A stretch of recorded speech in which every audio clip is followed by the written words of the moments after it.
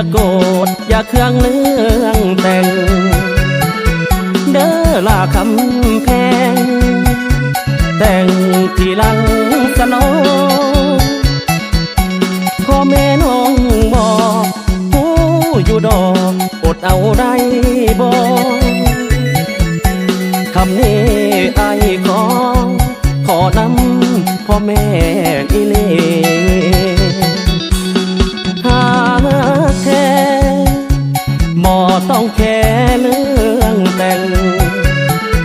หากน้องแห้งอยากแต่งแต่เงินบ่มีก็คือน้องหูเห็นอยู่อายจนเต็มที่หากว่าหลายปีสองเฮานี่ยังบ่มีงานแต่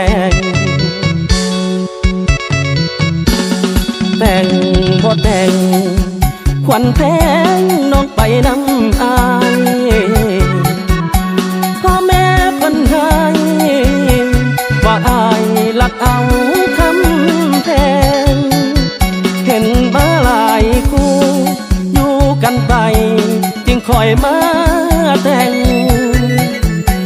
ปีนี้ฟ้าแรงดินก็แห้งหน้าแรงเหี่ยวตายหาแท้หมอต้องแค่คนอื่นเงินแสนเงินหมื่นหวานซึ้งให้น้องทำใจงานแต่งสองเฮาให้สิเมาน้องอย่าหวั่นไหวหากไปหาไปคงสิได้ให้น้องสมหวัง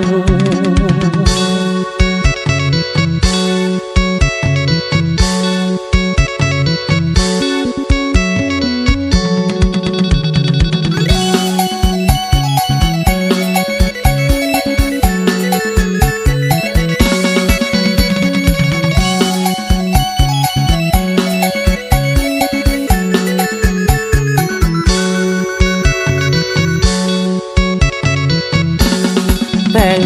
บ่แต่งขวัญแพงน้องไปนำอายพ่อแม่เพิ่นให้ว่าอายลักเอาคำแพงเห็นมาหลายคู่อยู่กันไปจึงคอยมาแต่งปีนี้ฟ้าแรงดิน